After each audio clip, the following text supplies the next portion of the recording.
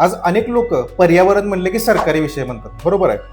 पण आपल्या इकडची लोक किंवा समाजातील लोक पर्यावरणाला गांभीर्याने घेतात काय?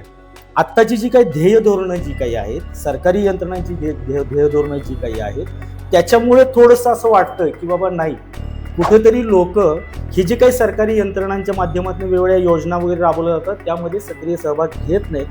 आज सरकारी ध्येय धोरणं जी काही आहेत, वेस्ट मॅनेजमेंटच्या संदर्भात असेल किंवा टेक्नॉलॉजी तंत्रज्ञान जी काही आहेत, त्याचा जर बारकाईनं अभ्यास केला तर एक गोष्ट लक्षात येईल की कुठंतरी आंतरराष्ट्रीय पातळीवर घेतलेला डिसिजन किंवा आंतरराष्ट्रीय पातळीवर केलेलं संशोधन, त्याच्या आधारावर एखादं तंत्रज्ञान विकसित करून तुमच्या आमच्या गावामध्ये ते जर समजा आपण ते समजा जर वापरायचा प्रयत्न करतो तर ते तसं शक्य नाहीये.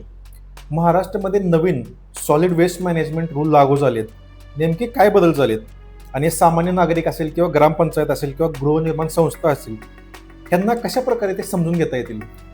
मंगल कार्यालय असतील, मोठमोठ्या शाळा असतील, मोठी सरकारी कार्यालय असतील किंवा प्रायव्हेट हॉटेल्स वगैरे मोठे असतील, रिसॉर्ट्स असतील, तर यांच्याकडं तयार होणारा जो कचरा आहे ती जबाबदारी आता ह्या स्थानिक स्वराज्य संस्था घेणार नाहीयेत.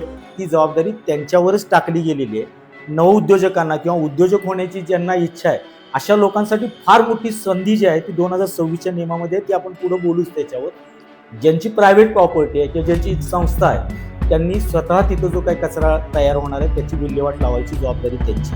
आता तुमच्या व्हिडिओमध्ये बरेच वेळा मी हे ऐकण्यात आले की वेस्ट मॅनेजमेंटमधून लाखो रुपये कमवण्याची संधी आहे. तर ह्याला व्यवसायाच्या दृष्टिकोनानं कसं बघता येईल, कसं पाहायला पाहिजे?